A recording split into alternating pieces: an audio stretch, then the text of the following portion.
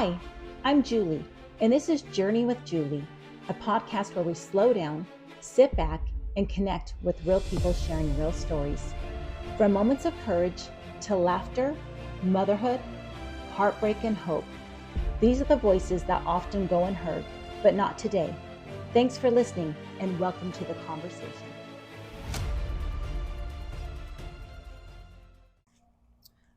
Well, today is episode number 2 of my podcast, and I have with me today my really great friend, Jolene Lehman. I'm super excited and thankful to have her with us today. She is going to share with us today a story that she has not shared with too many people, so I'm super thankful for that because I think some people will be able to relate with that and connect with her. But before we start, I kind of want to share how we even met. So I was going to ask Jolene if she even remembers that story. I'd like to know how we met too, Julie. Well, do you remember? I don't remember how long ago it was. You might be better than me. We were at the homeless shelter. Mm-hmm. We were both on the Salt Lake Board of Realtors Charity Committee. Yeah. And we had our booth set up, and you were next to me, and we were visiting, and I had with me my son, Gavin. Yes. And you and Gavin started talking and laughing, of course. I'm sure a lot of laughing going on. Always. And a couple of days later, you called me because you told me you were interested in maybe possibly reaching out to him to see if he wanted a job. And I told you, you know what? I don't know. Give him a call, see what he thinks. And so you went ahead. I did. And you made that phone call, and that's where it all began. Gavin decided to take that opportunity, which he's very thankful for. Yep. And we all are. And from there, we all became great friends. We did. Almost as close as family. I know, right? Kind of scary. Yeah. And we're still friends. I love it. The kids, our spouses, we all are. So it's awesome. Yeah, it really is. But it's nice. I wanted to know, I'll go ahead and I'll let Jolene start talking and a little bit about something that happened in her life many, many years ago. Yeah. So Wes and I, my husband Wes and I, we got married really young because we were young and crazy. And about a year after we were married, we found out we were having a baby. And that was back in 1997. We went in for our first ultrasound at the normal time, I guess, probably about 12 weeks long. And they told us that we were having twins. Oh, wow. And I think Wes almost wanted to fall backwards, but we made it. We were kind of scared and excited at the same time. Okay. The doctor at the time said that something wasn't correct. And so we had let me ask you this. Did the doctor know that right away? They did. Okay. They did. From the ultrasound, they could tell that something wasn't right. Okay. So they sent our images up to the only neonatal specialist in the state of Montana at the time was in Great Falls, Montana. Okay. And so we had to journey up to Great Falls. Both my mom and Wes's mom came with us, and we found out that we found out we were having twin girls. Oh. We wanted it to be a surprise, but that didn't work out. And then we found out that they had what is called twin-to-twin transfusion syndrome. So it's identical twins that are both getting all their nutrients from one placenta instead of their own placentas. Oh, and so one was developing way faster than she should have been and getting most of the nutrients, while the other baby was developing but wasn't getting as much nutrients, so not growing at the rate that she was supposed to. So wow. Kind of fast forward a couple weeks after that. I guess it was actually several weeks after that. We tried to figure out, what are we going to do? We bought a new car. We started getting things ready for bringing twins into our life. And then we got a little more educated on what twin-to-twin transfusion syndrome was. And remind us, how old were you guys at the time? I was 19 and Wes was 20. I can't imagine Jolene. I just don't. I can't even imagine what you guys were going through. Yeah, it was at such a young age. Yeah, we were young. We were, both of us were the youngest child, so still really close to our parents, thank goodness. Yeah. But yeah, it was, we didn't realize what we had in store, I guess. And at 24 weeks, it was a Saturday morning, I remember, my water broke And I kind of came out to Wes and I'm like, I think my water broke. And so we went into the hospital and they said, yes, your water has broken. They put me on some medications to hold the labor off because Now, let me ask you: had they told you that that was a possibility? not so much that, no. Okay. Not So that this it was would a be surprise. yeah. Okay. Yeah. So we So then I'm sorry. we went in, we we did end up having the babies about 3 days after I went into the hospital. They had me on all this good stuff. Boy, I'll tell you, I was laughing like crazy at times. And my mom didn't think it was very funny, Yeah. you know, because she knew the reality of it. But I was on so much happy juice, I didn't know what was going on. And the tears came, and then the laughter came, and then it was just hysterics. And so we did have the babies. Madison and Elizabeth are their names. Okay. And little Elizabeth, she was the one that was getting most of the nutrients. So when she was born, she was stillborn. Okay. And then Madison, when Madison was born, she was like this perfect little doll. Wes put his hand next to her, and she was as big as his hand. She was 12 inches, weighed 1.5 ounces. Oh my goodness. And everything on her was like petite and perfect. You know, her eyes hadn't opened yet or anything like that, but it was a scary moment for me because knowing they were so early, I was afraid to touch her. Yeah. And they decided that the NICU unit there in Billings just couldn't help her the way that she needed it. So they decided to life flight her to Denver Children's Hospital. So I'm assuming that happened immediately. It did. Okay. Yeah. And I had in the meantime gotten some fluid in my lungs, and so I couldn't go on the plane with her. Oh my gosh. And Wes wanted to stay back with me and go with me. So a day or so went by. I was able to be discharged from the hospital, and immediately we started planning how to get to Denver as quickly as we could. And I would say about 2 hours after I got home, we got the call from Denver's Children's Hospital that said that Madison had not made it. Oh, Jolene. And so, you know, we didn't really know. I mean, you don't know. Sorry. Now all kinds of different things needed to happen, and we didn't really know what was happening. And in all honesty and frankness, there's parts of that period that I don't even remember. Well, I'm sure because being so young, I'm sure. Mm-hmm. And I think we all do. I think human nature, a lot of times we suppress and I think we block out pain, you know, because we're not made for pain, right? Right. We're survivors. Yeah. And so that's probably your body's way of reacting to the situation. Yeah. It was for me overwhelming. I was so young, emotional anyway, naturally born emotional. But I mean, it was a lot. It was a lot to go through in such a short period of time. And so the days following that, do you remember the days? Like, do you remember those moments at all? Okay. No. Okay. And did you have a lot of support? Did you feel like you had the support you needed?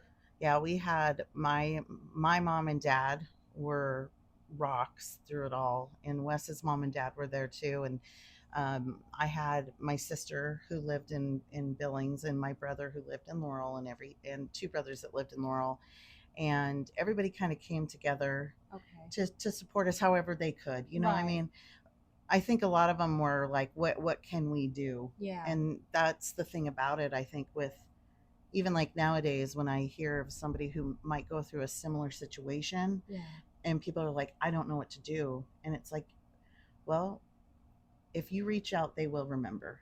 So would that be your advice for anyone that's listening or watching that is going through maybe not exactly the same thing, but something similar? Like, how can they help? And you're saying at least reach out? I would say in the world we live in now with text messages and Facebook and stuff, you know, it's important to know the support that you have in your life from those that are directly there. They're there, and there are people that are still a part of your life that don't necessarily know how big of a part they play in your life. Right. But when they say, hey, I'm thinking of you, let me know if there's anything you need. Yeah. That's great. And a lot of times, how many people actually reach out and be like, well, this is what I need? Yeah. We rarely do that, right? Yeah. But the point of the matter is if if they sent it, they meant it. Right. And that's how I thought about it. And there's been many friends over the years and acquaintances of friends who have gone through that. And they're like, we don't know what to do. Yeah. And I'm like, just be ready when they're ready. Right. And, you know, well, if you know, when you talk about that and how we can help other people through situations like that, I've not gone through anything like that, but I know some of the hardships that I've gone through. When people do, you're so right. When I think we don't know how to help, like people want to help, but sometimes they stay away because they don't know, right? Yeah. And we don't even know how to ask for help. But it's even like you said, even if we don't even accept their help, yeah, or we don't reach out to them, but just getting that special message once in a while, or that phone call, or like you said, anything like that, at least you know if you needed it, it's there. It's there. Yeah. And that helps you get through some of those hard times. Yeah, and I think people in general that send a message of if you need anything, they truly mean it. They do. Yeah. Because they wouldn't, right? Right. I mean, they truly mean it, but you're like, I just need a Diet Coke. Yeah. You know, that's, I mean, literally, those are those moments when you're like, oh, I wish somebody would just bring me a Diet Coke. And it's like, well, your neighbor said if you need anything, and they love Diet Coke. You know what I mean? It really is. It's sometimes it's overwhelming. I mean, this couple weeks ago, I lost my mom, and that was a battle. And I really was so grateful for all the people that reached out that were like, you know, I'm so sorry for your loss. Yes.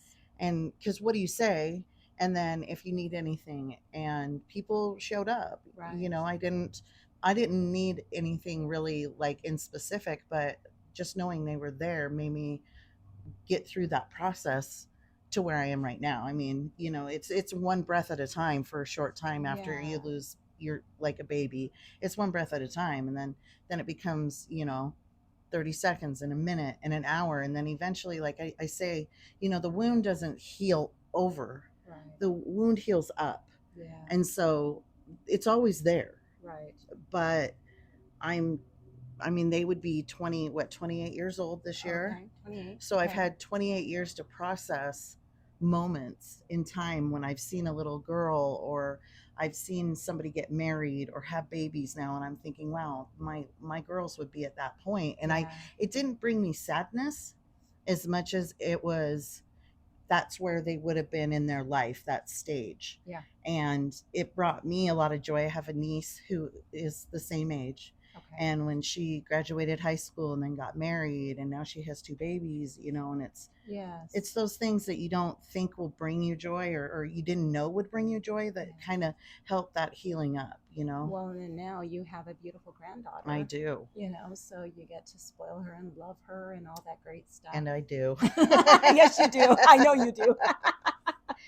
Yeah. So talk about then the healing process. I'm sure, because I know you can't speak for Wes, but because you guys were so young, right? We were so young, yeah. Healing, like, talk to me a little bit about that. Where was your mind space? Where was his? Were you healing together? Do you go on separate paths? How does that? Yeah. How did that all come together? Many years back, I went through an event called Dynamic Speaker Training, and it opened up a port in my brain to tell me, Jolene, you know what you went through, you know how you felt, the sadness, the grief, the happiness, the, you know. Everything. But at one point I just kind of sat back and I thought, I don't really know how Wes felt. Yeah. He's a quiet man most of the time. Well, and I think most men really are, right? And he wasn't very open about it, but he also wasn't like wrapped up in it, if that makes sense. I don't know how to make it make sense, but you know, it took many years for me to just sit back and be like, it's not about me. It wasn't about me. I was going through something. He was going through the same chain of events and everything. It's just that it was from a different angle than me. But what a huge eye opener though, Jolene, even though it was many years later, that you were able to identify that. You know, I think a lot of people have probably gone through their lives and still haven't really thought about that, because we get so caught up in our own pain, our own suffering when we're with someone else, that we're not paying attention to what they're going through, right, and it may not even be, like you said, the same. Like, he was dealing with it differently. hmm, He was feeling it differently. And so to have your eyes open to that now, be mindful. yeah, yeah. And I think, we hear this, all these trigger words: be mindful, Yeah. be present, be this, be that. And honestly, it wasn't probably till I was in my mid to late 30s that I realized what mindfulness was, because mindfulness wasn't about me. Right. Mindfulness was about recognizing my partner, Mm-hmm. in that moment, at least my partner, and I had to step back and go, I never considered what you were going through, because Right. I thought we were going through it the same, but we weren't. Yeah. We weren't going through it the same. Right. And I was maybe a little bit more openly emotional, Mm-hmm. and that's okay. But I mean, it helped. Getting to that point really opened my eyes as far as who I am as an adult now. Because back then I was still a teenager. Right. So young. I mean, get ready That to was a be lot. changing diapers, Yeah. and I was like, okay, I'm ready for this, but I was so young. Yeah. And now I look back on it, and it is traumatizing. It is a trauma in your life, and women and men, go through it. And women, sometimes we're quiet about things like this. We're quiet about a loss, or, Has it taken you, let me ask you this, has it taken you a long time to be able to talk about it? Like, when was the first time you really shared it with people that didn't know you? it was when I went through that dynamic speaker training. And do you feel talking about it was healing? I felt like it was, yeah, because before I didn't want to bring it up because maybe I wasn't ready to understand it still. Right. But ultimately, I also didn't want people to feel sorry for me, because it isn't a matter of feeling sorry, but it cannot be changed at this point, but we can grow from the experience and what it has led us to. Yeah. And so I actually started a blog for about a week, and it was called and there's fun after that. And really, I think I've just always had such a positive attitude in my life. I mean, if you met my Yes. father, who I was raised by. Always looking on the other side, making sure everybody's happy and everything. And that's where I was, and that's what I was always trying to do, was be that people pleaser. Yeah. To everybody. And then when it finally hit me, it was like, Wait. I had this thing happen in my life, and it was horrific, and I do not wish it upon anyone, but I still continued to have fun. Yeah. In my life. I'm living, and it didn't take one day, it didn't take 1 year. It just took healing and growing and continuing to experience things. And I'm sure it's still healing, right? Yeah. Like, yeah. I don't know if we've ever completely healed from our pains in our life. Right. Like, there was times when I felt I was healed, and then years later something happened and it triggered me, and I just bawled, and I'm like, wow, I thought I was healed. Yeah. But I think it's just, it goes on forever. It does. And I think that's with anything. Mm-hmm. Marriages, relationships, parents. Yes. Kids, brothers, sisters. You don't. So can I ask you this? Yeah. You mentioned mindful, and what Wes went through was a different, experience than what you went through. So now that your mom unfortunately passed away, do you feel when you were faced with that, it opened your eyes to a little bit more as well? Like, your pain is different than your siblings' pain, even though she was all your mother, it's different. And the same with your dad. Mm-hmm. Like, the pain that everyone's feeling, do you feel like it even maybe prepared you in a weird way for that, knowing that? And you may not even realize that. Yeah. As you guys were preparing for her services and and everything else, maybe that helped you better understand the family, everyone, because everyone has different dynamics. And it was an interesting dynamic, just losing a parent. My mom had dementia for quite some time now, and it was a very painful process to know there was nothing we could do to take away her confusion and pain. we could be there, we could hold her hand, we could hope that she'd get a glimmer of who we are.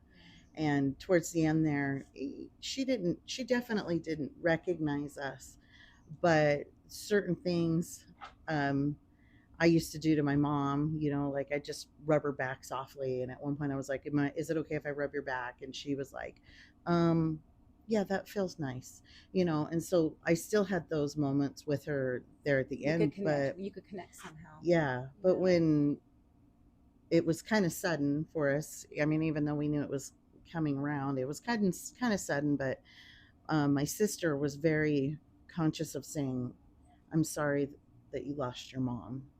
Because yes, it was her mom too, but she was saying, I lost my mom too. Yeah. And that was, I felt like, in that moment, she saw me as her sister, my brothers, my dad. And it wasn't about her, each of us individually. It was about everybody, her giving that to all of us and saying, I'm sorry you lost your mom. Yeah. Even though she had just lost her mom too. You know what? That is a beautiful statement that she told you. I've never heard anyone say that to another sibling. Yeah. And what a way to honor you and your feelings. I think so. And to honor your father.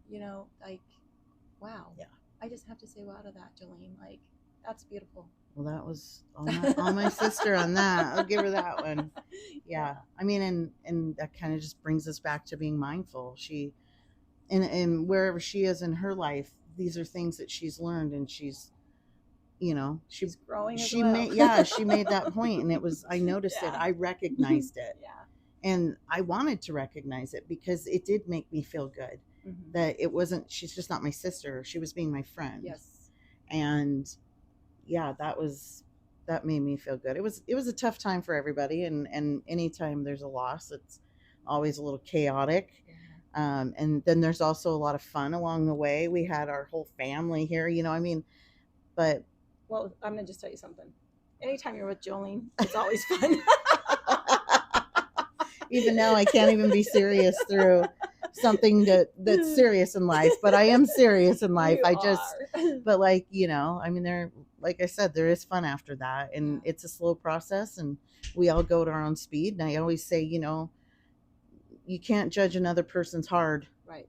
Their heart is their heart. Right. My heart is mine. And we all handle it differently, but all we can do is respect that we're all going through stuff every day. All of us. Exactly. Well, Jolene, I want you to know that I'm thankful for you for opening up today, because I think you've touched probably a lot of people, and a lot of people that needed to hear this today. And I'm thankful for your friendship. No, me too. I am too. I'm going to tell everyone something about Jolene. If you don't know this about her already, is one of the best things about her, it really is her sense of humor. Like, when life is heavy and like, really honestly, like, we're like, let's call the Lehmans. Like, because you know what? Because when we're with them, they just make us feel like, you know what? It's okay. Like, it's okay. Life's hard, and we'll all get through this, but let's just laugh and have a good time, and let's not worry. Let's not be so serious, right? Yeah. Be where you are, right? Exactly. Be present in the moments. Yes. And sometimes they get serious even when it is fun, but it always goes back to fun. It is. It always goes back to fun. I love you. I love you too, so.